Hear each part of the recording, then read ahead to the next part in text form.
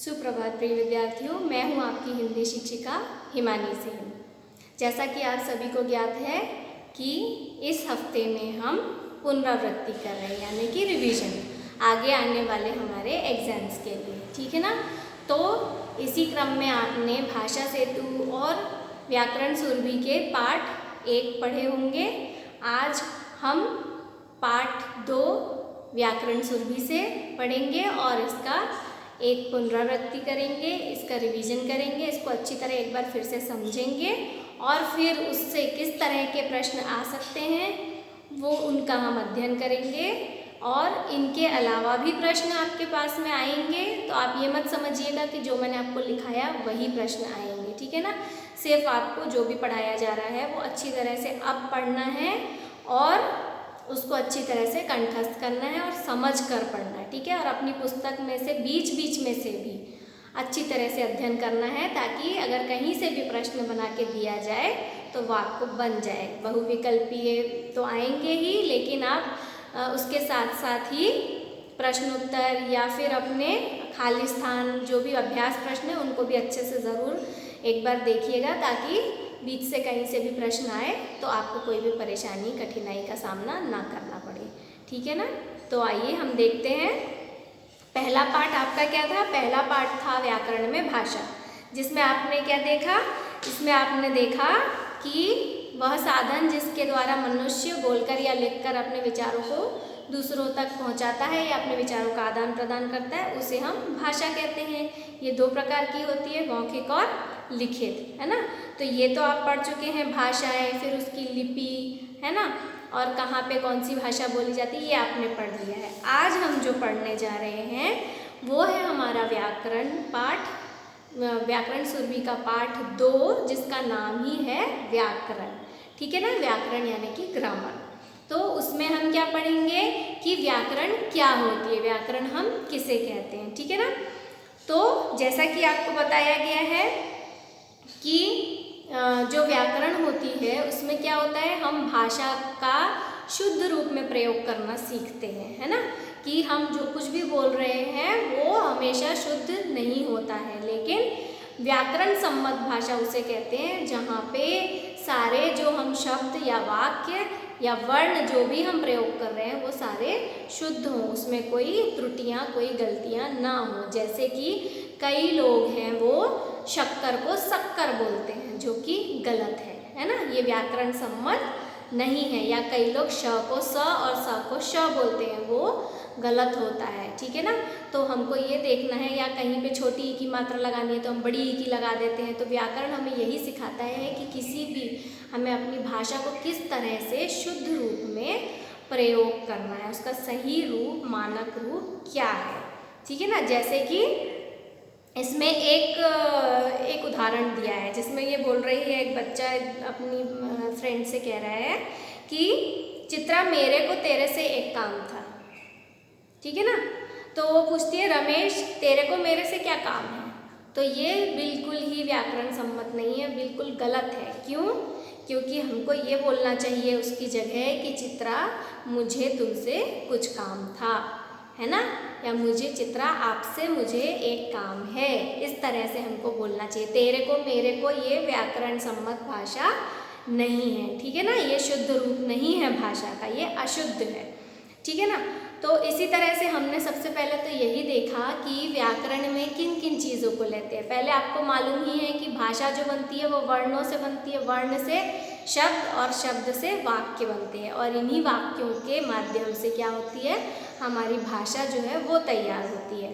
तो ये वर्ण, फिर शब्द और फिर वाक्य, ये तीनों चीज़ें अगर शुद्ध हैं तभी वे व्याकरण सम्मत कहलाएंगे। मतलब शुद्ध व्याकरण तभी कहलाएगी जब ये वर्ण, शब्द और वाक्य तीनों ही शुद्ध रूप में प्रयोग किए जाएं, ठीक है ना। तो ये आपको समझ में आ गया होगा। तो व्याकरण की सहायता से हम क्या सीखते हैं? भाषा को शुद्ध रूप में बोलना, पढ़ना तथा लिखना सीखते हैं, और समझना भी। जब हम सही भाषा को पढ़ेंगे, सही भाषा को लिखेंगे, है ना, तो फिर हम उसको सही बोलेंगे भी। अगर हम गलत लिखेंगे, गलत पढ़ेंगे तो गलत ही बोलेंगे, ठीक है ना।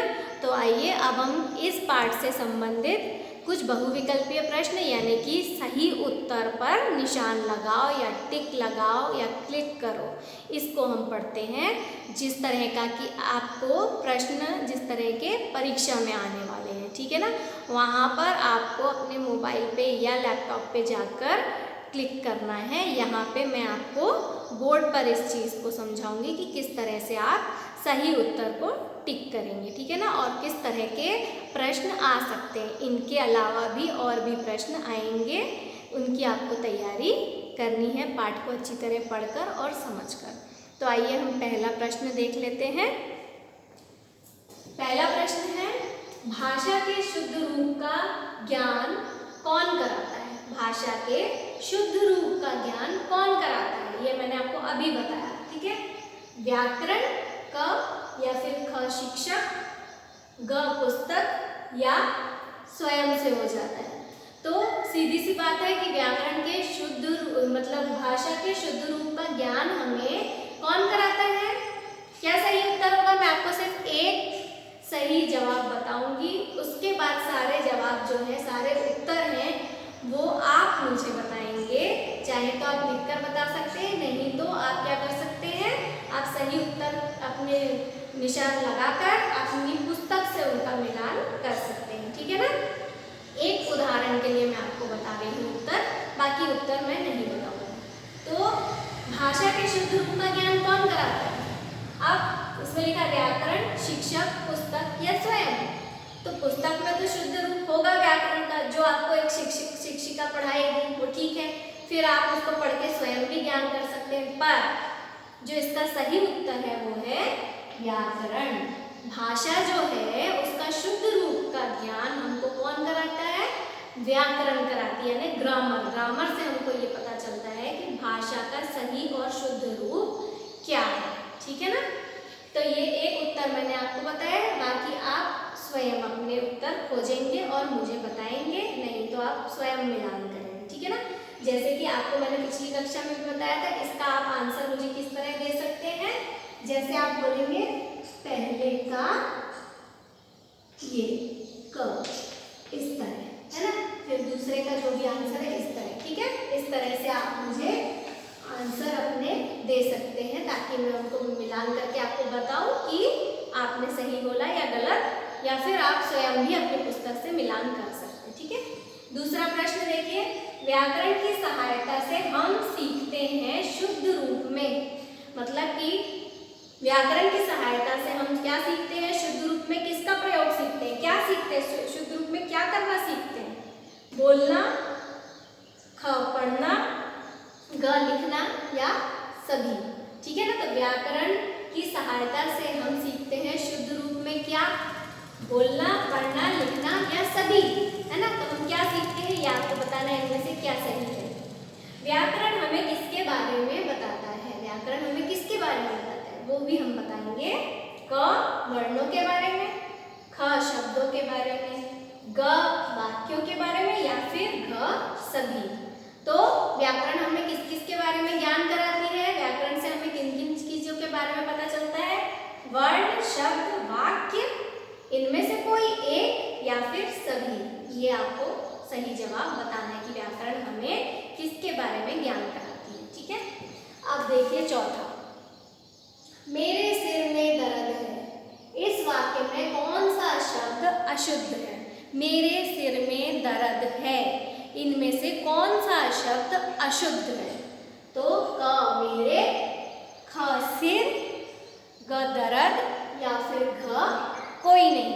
मतलब आपको बताना है कि मेरे सर में दर्द है, इसमें से कौन सा एक शब्द है जो कि अशुद्ध है, मतलब गलत तरीके से लिखा गया है, ठीक है। पांचवा प्रश्न देखिए, वह डालियां नीची हैं, ये एक और वाक्य है, वह डालियां नीची हैं।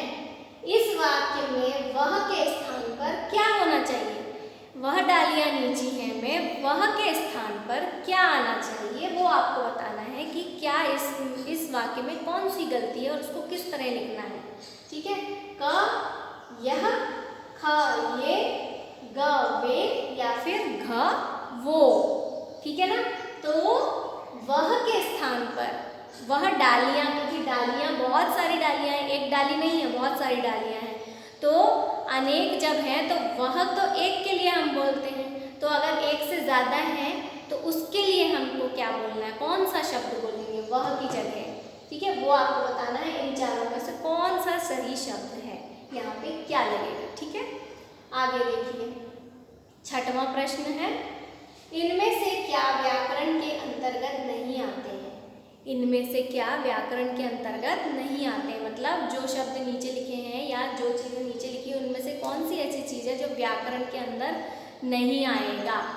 तो पहला है शब्द, दूसरा है वर्ण, तीसरा है वाक्य और चौथा है अशुद्ध शब्द, ठीक है ना।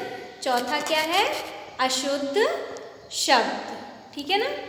तो आपको यही बताना है कि व्याकरण के अंतर्गत क्या नहीं आता है, शब्द, वर्ण, वाक्य या अशुद्ध शब्द, ठीक है ना, या फिर अशुद्ध शब्द, ठीक है।